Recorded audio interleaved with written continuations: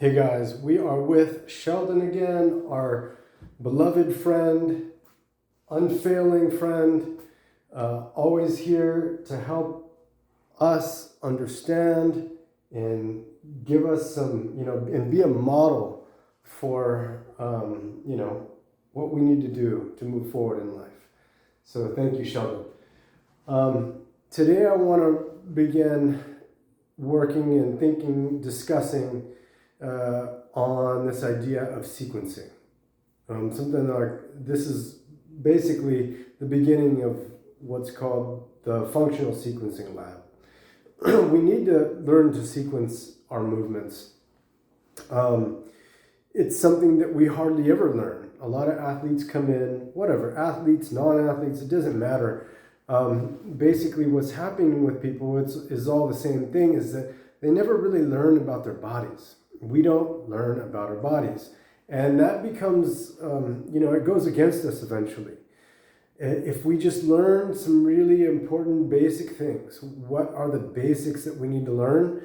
That would help us develop into someone, into a body that is closer to, I think, where we need to, should be, ought to be. But it's just something that hasn't come up. And so here we are. This is it. This is just, a lot of what I'll present here is what I've learned over the years in my own work and working with, people.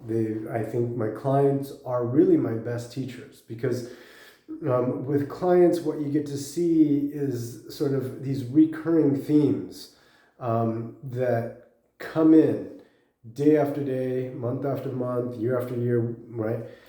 And you just kind of question, like, man, what's going on? At first, they're all different, right? When you start practicing, everything seems confusing. You don't really know what you're doing, except you have what you learned in school and you try to apply that. But the question eventually becomes, what am I applying all these protocols to? Right? What am I applying the protocols to? If we can't answer that question, then the protocols themselves are going to be very limited. One thing that happens a lot is that people go to PTs or, whatever types of practitioners, and they really don't get what they are needing, right? They're not getting what they're needing, not because physical therapists are not able. I think they are very able. They just don't have a framework to work off of. They don't, it's like, okay, if I give my physical therapy, whatever, doctors, a book or a sheet of paper at least, to give their clients some exercises. This is for neck pain, this is for back pain, this is for knee pain. We're going to be successful. Somehow we think we're going to be successful. No, you're not going to be successful like that, because it's not about physical therapy. It's really about the person in front of you. It's not about my work either. It's about the person in front of you. Who is this person? And so we want the person's story. Someone who came in recently is a young athlete, a pitcher, and high level at that, right? Has gone to, the nationals and so on and so forth. And so we'll use them as the model. Basically, they were experiencing some pain back here between the left shoulder blade and spine, right? This area right here. So much that they couldn't continue out at the prom because they were just in too much pain. Like crying amount of pain, tears amount of pain, right? So that's not going to work. But it's not just him that, that's going through this. Everybody who doesn't know like basic sequencing of muscles, what muscles to use first, second, third, whoever doesn't know that is bound to go in the wrong direction, right? Sequencing gives us a map, and it's a guide to what are our priorities. What are we developing? And so, for instance, one of the things is most of us are in this hunch position, right? Sheldon, do you hunch? Sheldon doesn't hunch, but we do. And so this is one of the kind of basic chronic issues that we are all going through. And so what are some of the cues that you've heard? Shoulders back, scapula down, right? Shoulders need to come back towards the back, and scapula come down. Yeah, that I don't use that cue at all. It doesn't work for me. And it doesn't really work for clients. I mean, they've probably heard that if they opened up YouTube or anything, they've probably heard that maybe 1,000,000 times.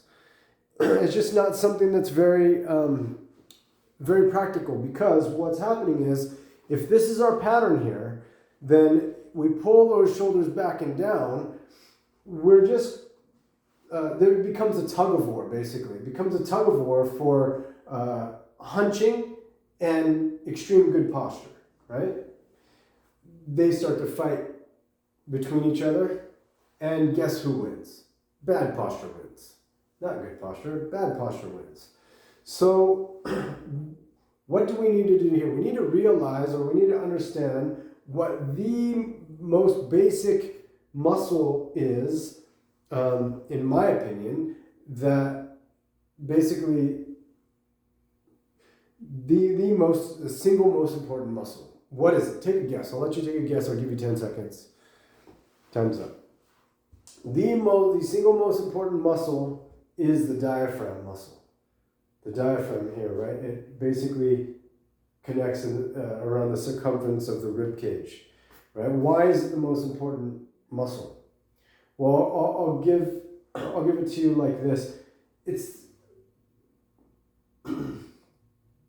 the most important muscle because it's the primary muscle of breathing, of respiration. Without being able to breathe, we expire, right? And so it's the most important muscle. Outside of that, functionally, it is the most important muscle because it's the platform that the shoulder girdle, or this upper pole, it's the platform that supports the movement and function of this upper pole, or it should. And at the same time, it's the platform that helps the lower body find its ground force reaction as well. So even though it's in the middle of the body, it is that single muscle that contributes both to the function of the upper and the function of the lower. But in terms of good posture, bad posture, my cue is not to get those shoulder back. My cue is not to get that chin back. And I can almost guarantee, and I'll say this straight up, that if you hear someone say those cues, they don't really know what they're doing. Sorry, guys. You don't really know what you're doing. Because the result of that, if you've looked at the result of that, it's just that you're creating more tension. You don't want to create more tension when you have an imbalance. You want to fix the foundation. And the foundation of all of that is the diaphragm. So what does that mean? How can my shoulders come back if I'm not squeezing and strengthening those back muscles back here? Well, it's you start to let those shoulders relax. And like I've said in other videos, when I cue my clients to relax, many of them have said, it is work for me to relax. Yeah, I get it. But that's the work, right? So we're going to relax those shoulders, and we're going to get that diaphragm to engage, right? We're going to engage diaphragm. What does that mean? Well, if you're functioning from here, guess what? The back of your diaphragm is working really well. It's already engaged. People who have a hunch like this, if you ask them to breathe, They take this big, huge breath into the back of their body. Sorry, I got a cold the other day, so it sounds like. So, I'm. A lot of people are breathing from the backs of their bodies. That's weird. That's crazy because after the diaphragm, it's these intercostal muscles of the ribs, the muscles between the ribs that expand the rib cage. So, if these aren't working, and this is deflated, and you're gonna have to function from here, and and that's not gonna be fun. It's not gonna be fun for anything in any way. So what does that mean? That means you gotta start getting that diaphragm more forward. Start to push forward in your diaphragm. That is the beginning of just getting your diaphragm connected, helping it to become innervated again. With new neural pathways. So that right there is the work to relax your shoulders and to engage your diaphragm. And that is like the beginning of everything. So I hope that's helpful. See you on the next one.